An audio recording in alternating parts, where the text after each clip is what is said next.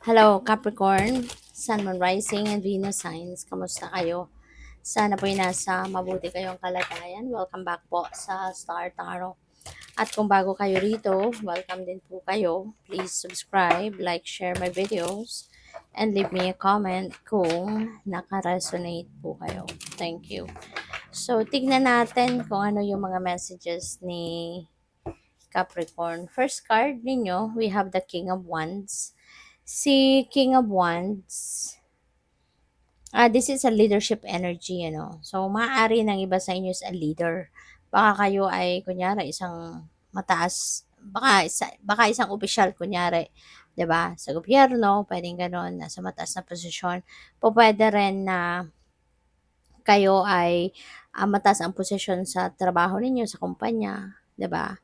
Pwedeng may leadership kayo, leadership position, no? Nasa seat of power kayo, pwedeng ganon. Pwede rin na ang iba sa inyo baka kayo ay isang CEO.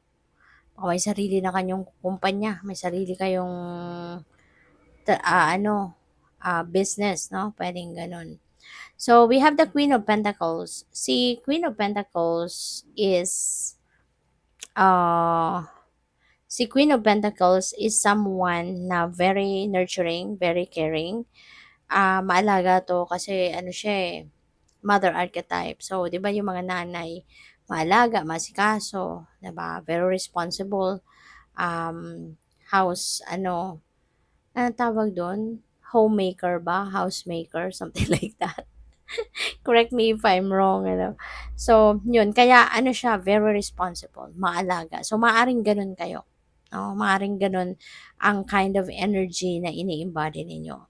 Hindi lang sa nag-aalaga kayo sa mga mahal niyo sa buhay, but also you are providing financially din, no? Masipag kayo, responsable kasi kayo.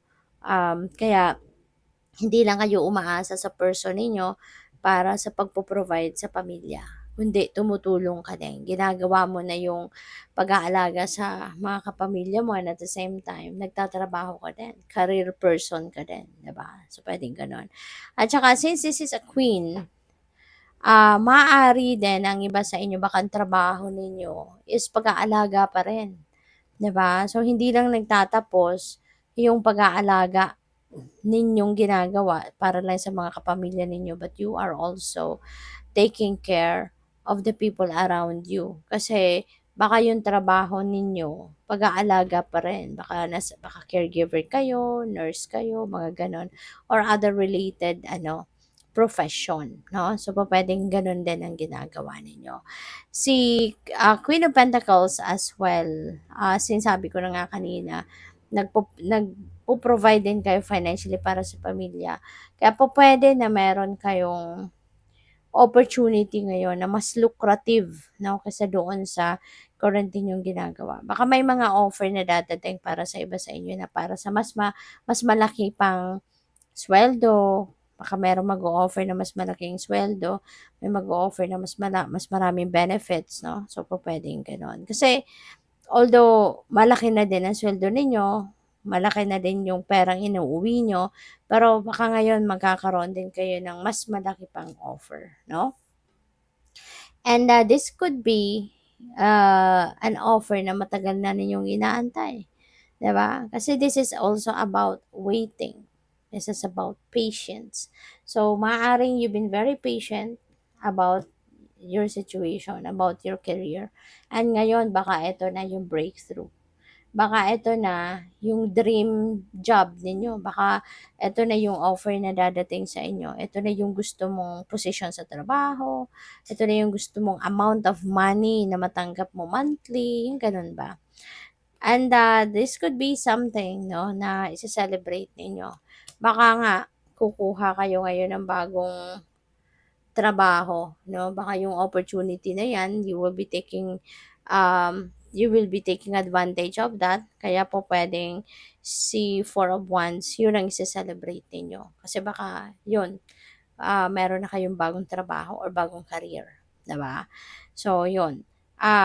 Si Four of Wands then could be may kasalan. Baka merong wedding party, merong wedding, merong engagement party na dadaluhan kayo, pa-birthday, fiesta, uso na ngayon yung fiesta. So, baka ang iba sa inyo baka uuwi pa sa probinsya ninyo para makipag-fiesta, 'di ba? Mag-attend ng fiesta celebration, yung mga gano'n ba. So, possible 'yan for some of you.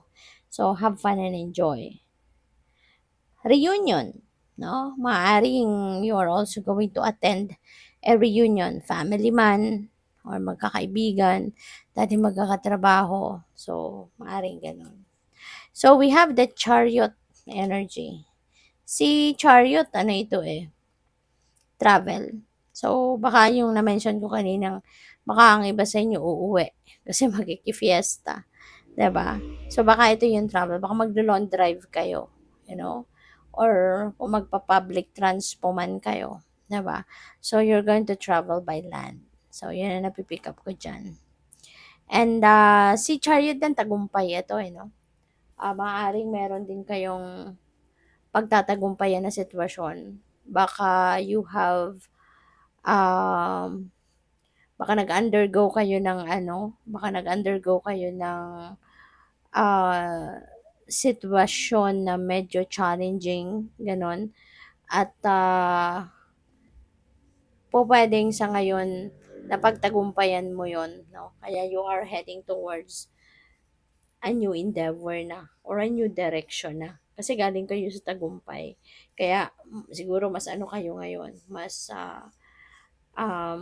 matapang na, mas may tiwala na sa sarili, 'di ba? Mas malakas na ang loob mo kasi meron kang pinagtagumpayan, Kaya maybe you are going to be excited, sa pagtahak, 'no, sa bagong pagtahak sa bagong chapter, 'no, sa buhay ninyo. So, that's really beautiful. So, we have Page of Swords. Maaaring maraming impormasyon ang paparating. That could be related to opportunities, that could be related to study.